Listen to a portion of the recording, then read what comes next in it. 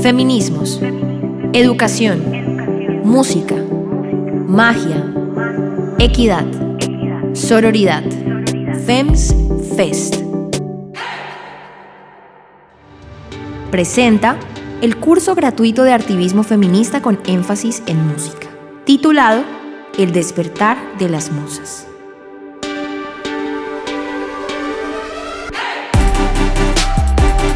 Sesión 1, Módulo 1. Hola, mi nombre es Nat Biller y seré su anfitriona en el despertar de las musas. El día de hoy es nuestra primera sesión donde iniciaremos un recorrido por los movimientos sociales y las acciones políticas feministas con una invitada súper especial. Mientras tanto, déjenme contarles un poquito sobre el despertar de las musas.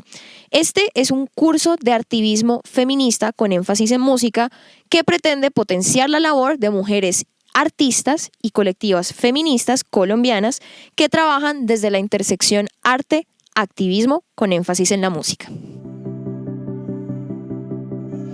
Hoy nos va a acompañar Juliana Hernández de la Torre, quien es directora ejecutiva de Artemisas, coordinadora nacional de la campaña Paridad Ya y co-coordinadora de la Red Nacional de Incidencia Política Nosotras Ahora y de la Red de Innovación Política de América Latina. Bienvenida, Juliana, ¿cómo estás? Hola Natalia, ¿cómo estás? Hola a todos y a todas, espero que estén muy bien desde donde se estén conectando. Muy bien y muchísimas gracias a ti pues por estar con nosotras hoy. La verdad es súper emocionante tener una mujer tan tesa como vos y bueno, eso es precisamente como el chiste de la charla, un poco llegar a conocerte, llegar a conocer tus proyectos, tus procesos, porque muchas de las personas que están viendo esto muy probablemente han incursionado en un pasado en el mundo del artivismo, pensando el arte desde una perspectiva política y precisamente también de acción, o están apenas iniciándose en ese mundo. Entonces, arrancar por la base, que es precisamente entender un poco cómo funcionan esas dinámicas políticas en nuestro país, sobre todo las dinámicas políticas alrededor de las mujeres y cómo incidimos nosotras políticamente, y cuál ha sido el recorrido un poco y el camino además que falta por recorrer. Entonces, algo que quieras contarnos de algunos proyectos, el micrófono es todo tuyo. Bueno, entonces les cuento un poco cuál es mi recorrido y cuál es mi recorrido individual, que cuando una es feminista siempre termina siendo un recorrido colectivo, porque el feminismo no se puede caminar, ni se puede transitar, ni se puede transformar si no es colectivo. Yo he sido activista por la paz y por los derechos de las mujeres hace varios años, trabajé en varios procesos territoriales en diferentes lugares de Colombia, particularmente en Buenaventura empezó mi camino como un recorrido muy lindo y con mujeres de allá del espacio humanitario. Después fui trabajando con víctimas de conflicto armado interno desde la institucionalidad, después trabajé con ellas directamente en procesos desde el arte, desde la cultura, desde la participación política, desde procesos productivos, desde feminismos, como que una gran evolución en mi trabajo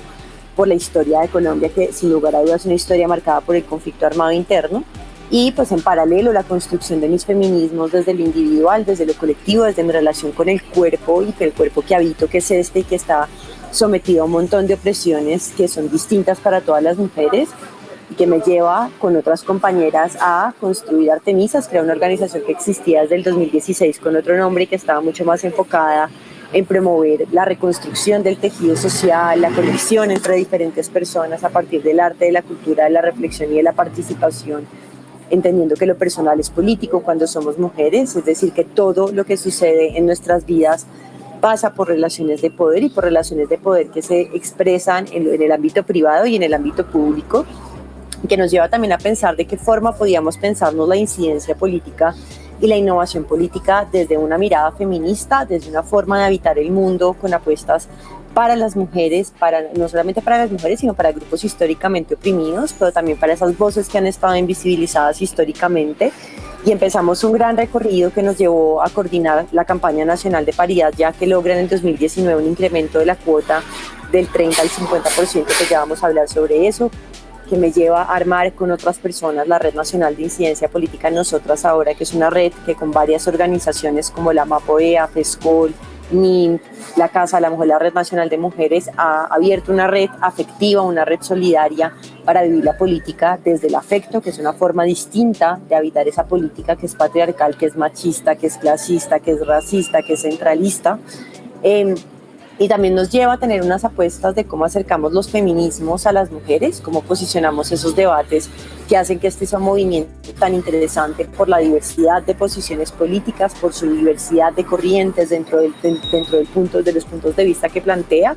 pero también como una apuesta política de vida individual y de vida colectiva que propende por un mundo que sea más justo, que sea más redistributivo, que sea más democrático, que sea más negro, que sea más mujer, que sea más indígena, que sea más campesino,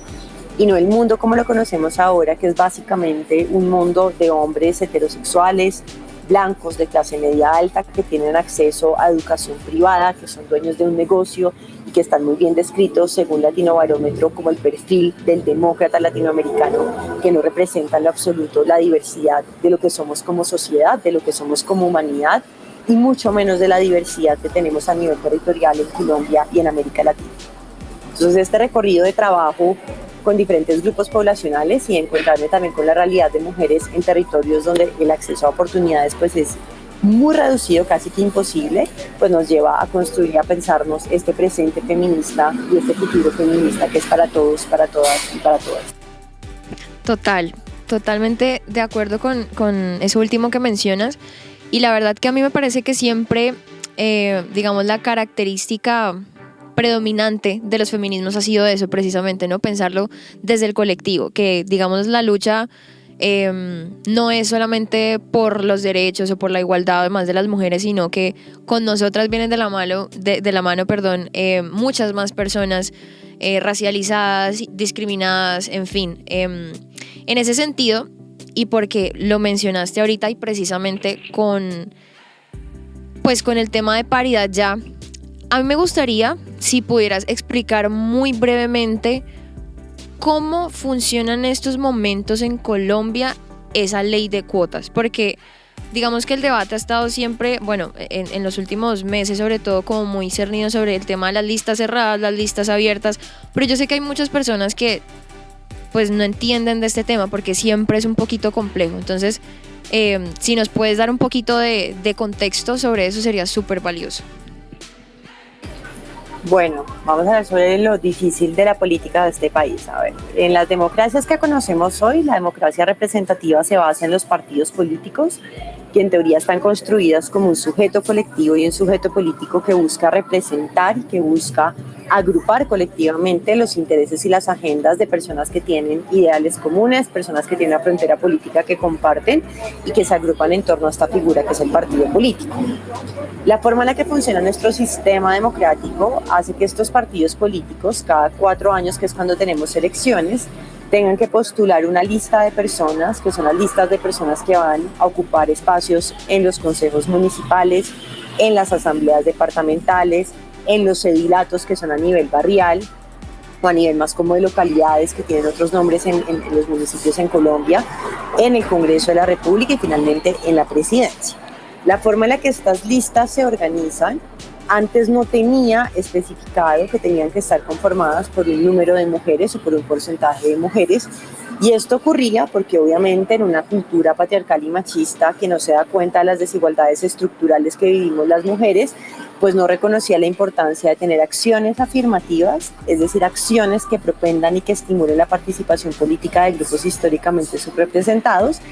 y se crea la ley de cuotas. ¿Qué es la ley de cuotas? La ley de cuotas obliga a que estas listas que postulan los partidos políticos para las corporaciones de las que ya hablé estuvieran conformadas por 30% de mujeres. Es decir, que si yo postulaba en mi lista a 100 candidatos, de esos 100 candidatos, 30 tenían que ser mujeres.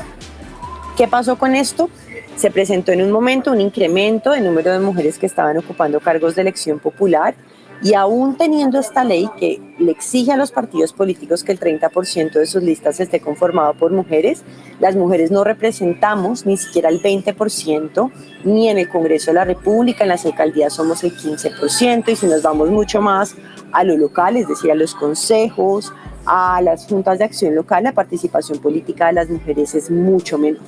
Entonces, esta ley de cuotas es una acción de discriminación y una discriminación positiva. Eso es importantísimo tenerlo en cuenta, y es que la ley de cuotas sí busca generar un mecanismo de discriminación positiva, es decir, para que más mujeres ocupen el poder necesitamos que hombres que están ocupando el poder salgan. Para que más personas afrodescendientes, negras y palenqueras ocupen el poder necesitamos que personas mestizas salgan. Si queremos que más campesinos y campesinas siempre necesitamos que salgan. Y lo que hace la ley de cuotas precisamente es generar unos incentivos y unas obligaciones y unas reglas de juego que le permitan a las mujeres participar en política.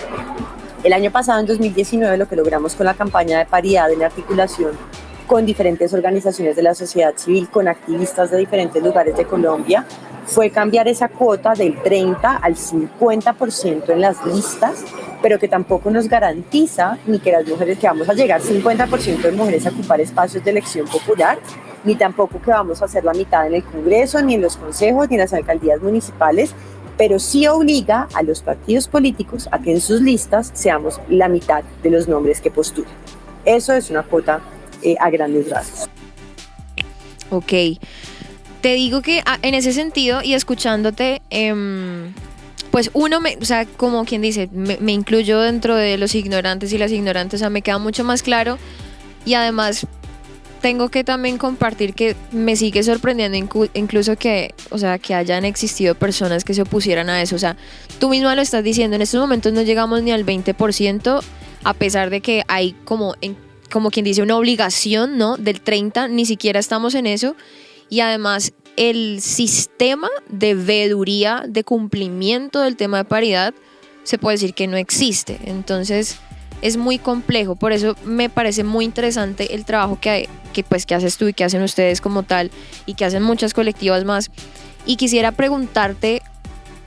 ¿de qué forma inciden ustedes como colectiva en la sociedad? ¿Qué experiencias han tenido? ¿Cuáles han sido de pronto esos proyectos que han articulado con otras colectivas, con otras organizaciones? Y digamos, sí, ¿cuáles han sido estos avances que han logrado un poco?